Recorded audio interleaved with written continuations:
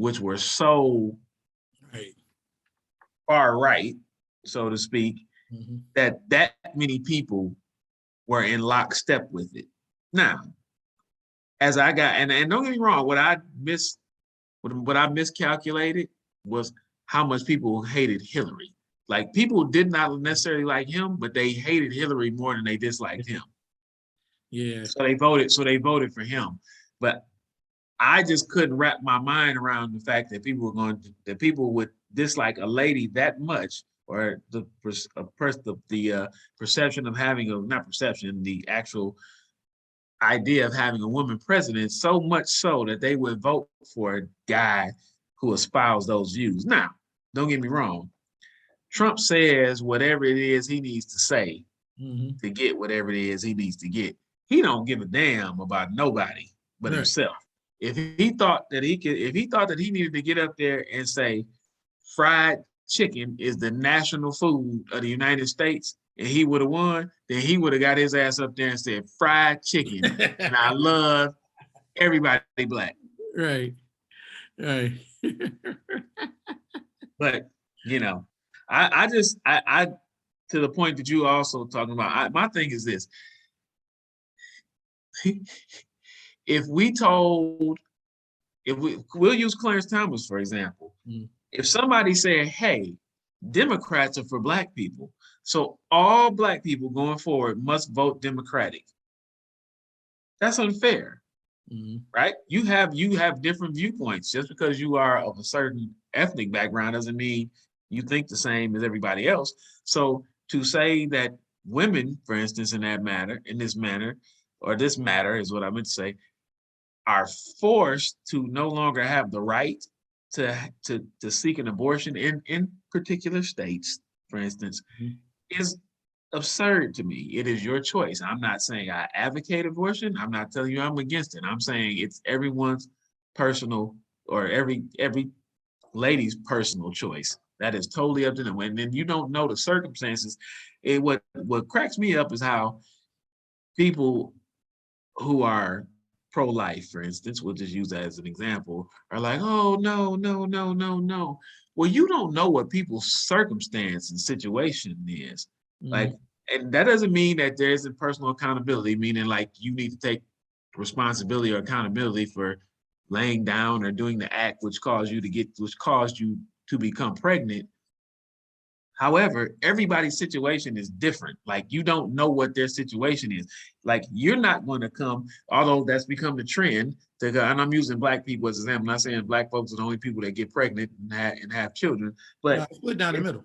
Yeah, but it's become a trend, of course, for white folks to be adopting black babies, but that's not typically the case. Like, people ain't walking into South Dallas, Oak Cliff, the east side of Detroit for Shaniqua, a Tay Taquan that had her third child and can't take care of him, and they gonna say, you know what, he can come live with me out here in Grosse Pointe, or he can come live with me out here in Highland Park. Like, that's just not happening. So to me, you can't step in and try to take somebody's choice away. That's their choice. If that's what they want to do, so be it. That don't mean that you agree with it, but there's a whole bunch of stuff that people do that we don't necessarily agree with. So, I just personally think it's ridiculous, but that's my personal take. Oh yeah, for sure. Like, to figure what you said, it's so funny because the same people who are pro-life, so to speak, as you said, is like, okay, you could because it's pro-life, but once the baby get here,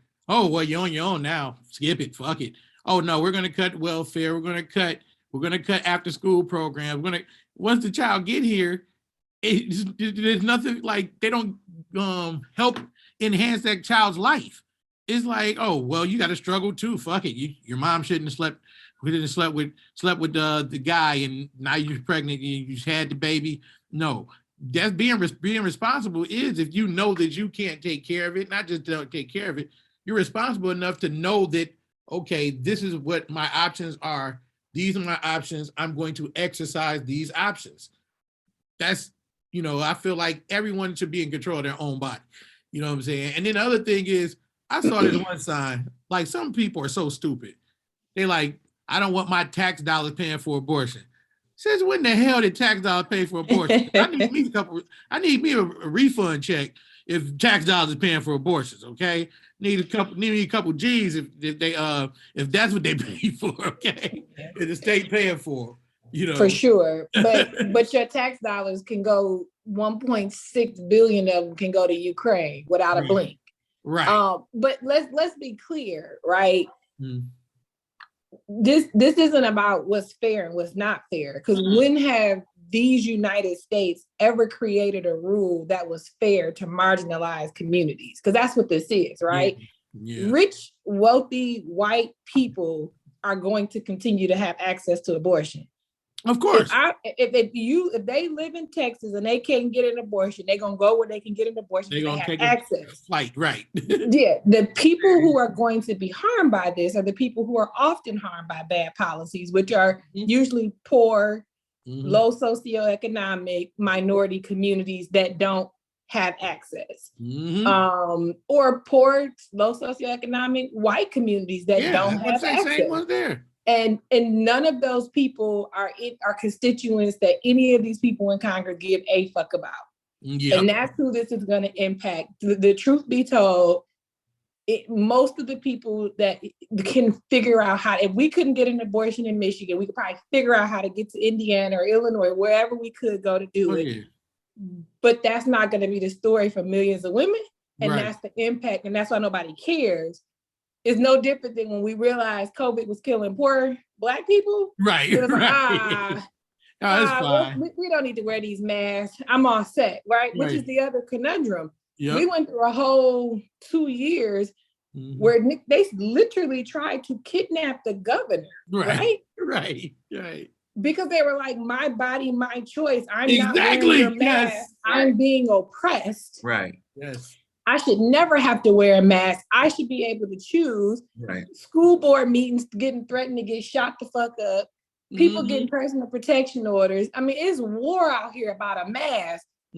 But a woman doesn't get to choose what she does with her body. Right. It's the most hypocritical shit that I've ever heard. And it goes to show you it has nothing to do with children. It's about control. Man, we just and Ginny Thomas leaked this opinion. Can you imagine if we tell white women that they can't get collagen injections? Oh, exactly.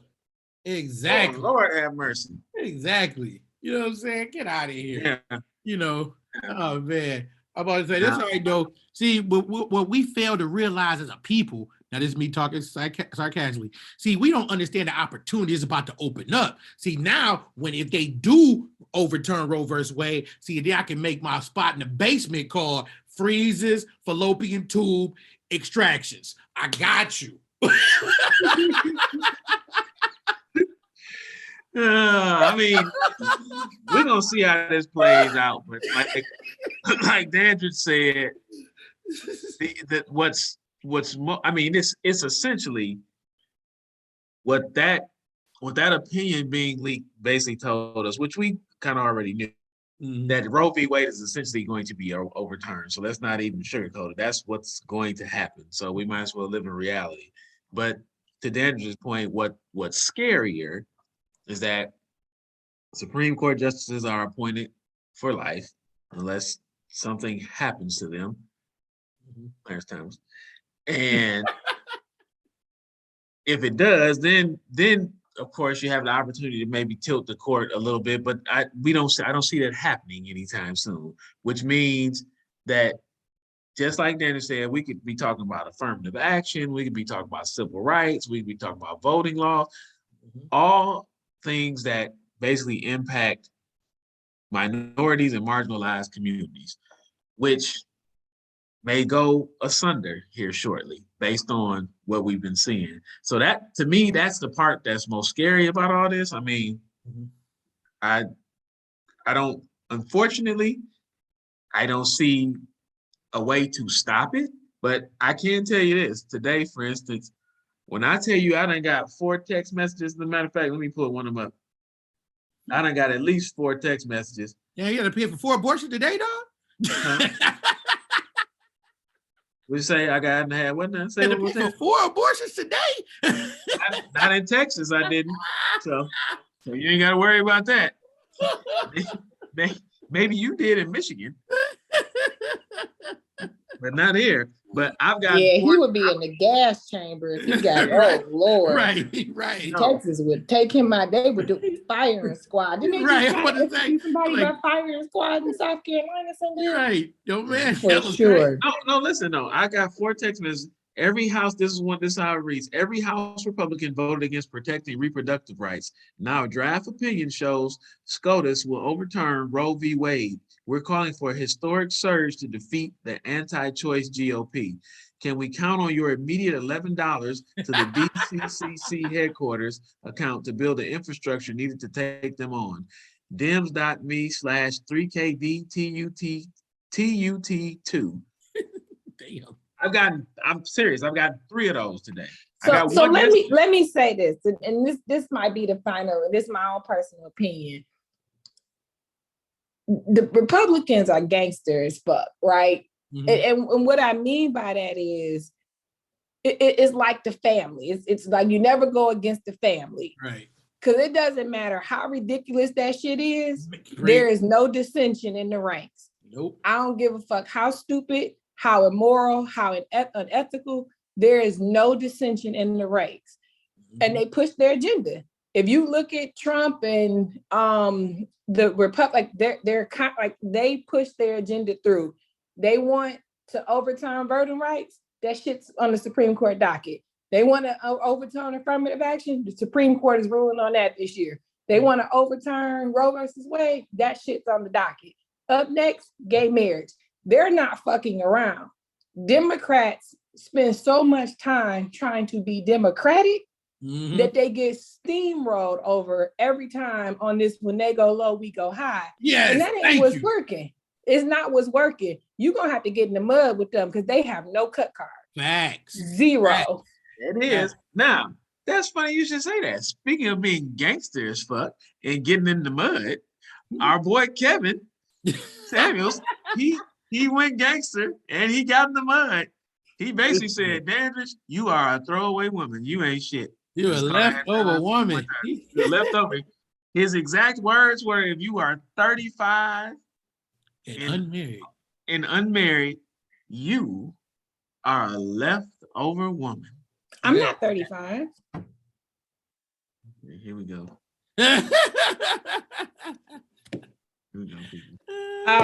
So give me more context to this. Is this on one of his dumbass shows? I just need to understand the context of how this came about. Yeah, it was one of his shows, as you like to say, one of his dumbass shows. And he said that if you are 35 and unmarried, that you are a leftover woman, that there is clearly something, men will say that there's something wrong with you. I got the quote. Here you go. He said, if you have made it to 35 and you are unmarried, you are a leftover woman. You are what is left. Men know that there is likely something wrong with you. Whether you want to hear it or not, I'm going to go there with you. I'm telling you the truth that you don't want to hear. Men know that there is likely something wrong with you, that you cannot be adjustable 6 or higher. You cannot be an adjustable 6 or higher. Well, sorry, I forgot he put those numbers. Something is wrong with you. This is where men automatically come with it. And here's the thing. When you were between the ages of 22 and 25 and you didn't want to settle, you was trying to get the CEO, the pilot, the investment banker. You were trying to get flued out. And they said that's what makes y'all leftover. Those women leftover women. I think it's hilarious. Well, I don't agree. Let me say that. I don't either. Like there's some things that he says that are pertinent that I like actually say, well, no, he's right. I agree with that. I don't agree with this. Now, one portion of the quote though, I think we can all say that we know women who were like hot shit and they kept, thinking the grass was green on the other side of the fence, for instance. And they kept saying, well, no, I'm not going to settle down now. I'm going to, keep pushing to see if I can't find somebody bigger and better. And then they actually did get to, they were fine at 25. Right. And then by 35, they started looking like the milk is sour. Whitney. They start looking like Whitney. They say that. They start looking like Jasmine Guy off A Different World. And you were like, ooh, no, I don't think. Oh no. But that's to me. That's not the same. That's totally different. I mean,